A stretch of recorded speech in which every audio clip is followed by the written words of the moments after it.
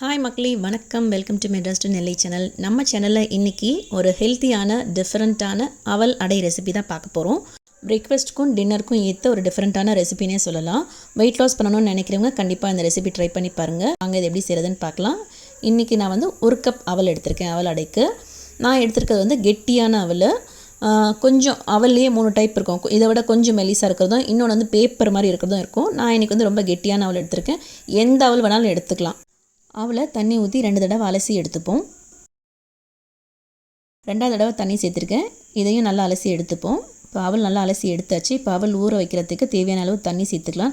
நிறைய தண்ணி ஊற்ற வேண்டாம். அவளோட அளவுக்கே தண்ணி ஊற்றிட்டு ஒரு 10லேருந்து 15 நிமிஷம் நல்லா ஊற விட்டுருவோம்.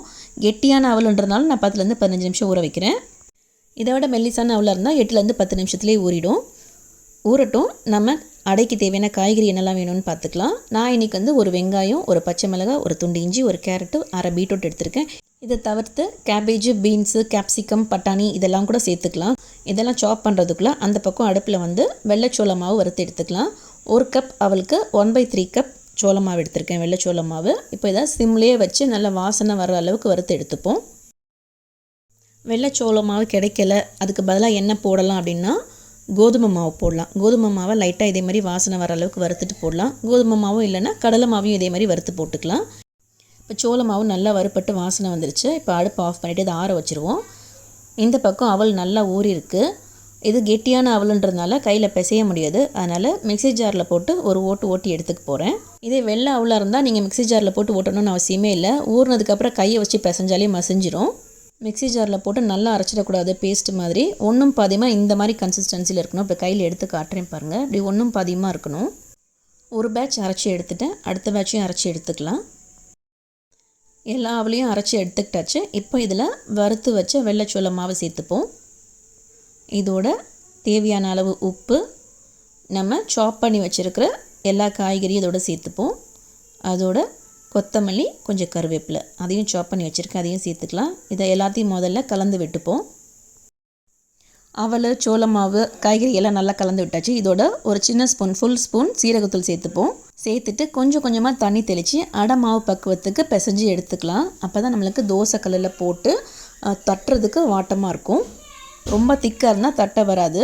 நான் பிசைஞ்சிட்டு உங்களுக்கு காட்டுறேன் பாருங்கள் எந்த கன்சிஸ்டன்சியில் இருக்கணும்னு. ஒரு உருண்டை மாவு எடுத்து தோசைக்கல்லில் போட்டுட்டு நம்ம அப்படி தட்டி கொடுத்தோம்னா அழகாக விரிஞ்சு வரணும். இந்த பக்குவத்துக்கு நம்ம தண்ணி தெளித்து பிசைஞ்சு வச்சுக்கணும். இது ஒரு 5 நிமிஷம் ஊற விட்டுறலாம். தோசைக்கல் சூடு பண்ணியாச்சு. இப்போ அடை மாவு உருட்டி தோசைக்கல் மேலே வச்சு இப்படி விரல்களால் தட்டி விட்டுட்டு இருந்தோன்னா அழகாக மாவு விரிஞ்சு கொடுக்கும். உங்களுக்கு இப்படி பண்ண வரலைன்னா நல்ல வாழை இலை இல்லைன்னா பிளாஸ்டிக் ஷீட்டில் வச்சு தட்டிட்டு அதை அதுக்கப்புறம் தோசைக்கல்லில் ட்ரான்ஸ்ஃபர் பண்ணிக்கோங்க. அடைங்கிறதுனால நான் இந்த அளவுக்கு திக்னஸில் தட்டி எடுத்திருக்கேன். ஒரு 10லேருந்து 15 செகண்ட் கழிச்சுட்டு மறுபக்கம் திருப்பி போட்டுக்கலாம். மூடி போட்டு வேக வைக்கிறதுனால சீக்கிரமாக வெந்துடும். நான் வெயிட் லாஸ்க்கு செய்கிறதுனால எண்ணெய் ஊற்றி செய்யல. இதே குழந்தைங்களுக்கு இல்லை வீட்டில் இருக்கிறவங்களுக்கு கொடுக்கும்போது எண்ணெய் ஊற்றி நெய் ஊற்றி சுட்டு கொடுக்கும்போது வெளிப்பக்கம் நல்லா மொறுமொறணும், உள்பக்கம் வந்து நல்லா சாஃப்டாகவும் இருக்கும். இந்த அடைக்கு பெஸ்ட்டு காம்பினேஷன் தேங்காய் சட்னி தான். தேங்காய் சட்னியோட வச்சு சாப்பிட்டா சூப்பராக இருக்கும். அவல் அடை வெந்துருச்சு, தட்டில் ட்ரான்ஸ்ஃபர் பண்ணிக்கலாம். அடுத்த அடை எண்ணெய் ஊற்றி சுட்டு காமிக்கிறேன், எந்த அளவுக்கு மொறுன்னு வருதுன்னு பாருங்கள். இந்த அடை மாவுலேயே இன்னொரு வேரியேஷனும் பண்ணலாம். வெறும் பச்சை மிளகாய் மட்டும் தான் நான் இன்றைக்கி சேர்த்துருக்கேன். நீங்கள் பச்சை மிளகாய் வேண்டான்னா பச்சை மிளகாவை ஸ்கிப் பண்ணிவிட்டு அதுக்கு பதிலாக வெறும் மிளகாத்தூள் சேர்த்து பிசைஞ்சு இதே மாதிரி அடை சுடலாம். நான் இன்றைக்கி குட்டீஸ்க்கு கொடுக்குறதுனால ஒரே ஒரு பச்சை மிளகாய் சேர்த்து சுட்டிருக்கேன் பாருங்கள். இந்த மாதிரி எண்ணெய் சுற்றியும் மேல் பக்கமாகவும் விட்டுக்கோங்க. விட்டுட்டு மூடி வச்சிடலாம். ஒரு 15 செகண்ட் கழித்து அடையை திருப்பி போட்டுப்போம். அடையை திருப்பி போட்டு அந்த பக்கமும் கொஞ்சம் எண்ணெய் சேர்த்துக்கலாம். இந்த பக்கம் திருப்பி போட்டு ஒரு 10லேருந்து 12 செகண்ட் ஆயிடுச்சு. இதை இப்போ நல்லா இந்த பக்கம் அந்த பக்கம் திருப்பி போட்டிங்கன்னா எண்ணெய் ஊற்றிருக்கோம் இல்லையா, அந்த எண்ணெயை நல்லா அப்சர்வ் பண்ணி அது முருகலாக வரணும். அது வரைக்கும் இந்த மாதிரி அழுத்தி விட்டு திருப்பி போட்டிங்கன்னா நல்லா முருகலாக வந்துடும். மேல் பக்கம் நல்லா கிறிஸ்பாகிடுச்சு. ஒரு மீடியம் ஃப்ளேம்லேயே வச்சு நல்லா திருப்பி போட்டு எடுத்துட்டிங்கன்னா மேல் பக்கம் நல்லா கிறிஸ்பாகிடும், உள் பக்கம் நல்லா சாஃப்டாக இருக்கும். அவ்வளோதான், அவல் அடை ரெடி ஆகிடுச்சு. சைட் டிஷ் எதுவுமே இல்லாமல் சும்மாவே சாப்பிட்லாம். ஏன்னா இதில் வெங்காயம், பச்சை மிளகாய், இஞ்சி, ஜீரகத்தூள்லாம் சேர்த்துருக்கிறதுனால நல்லா வாசனையாக இருக்கும்.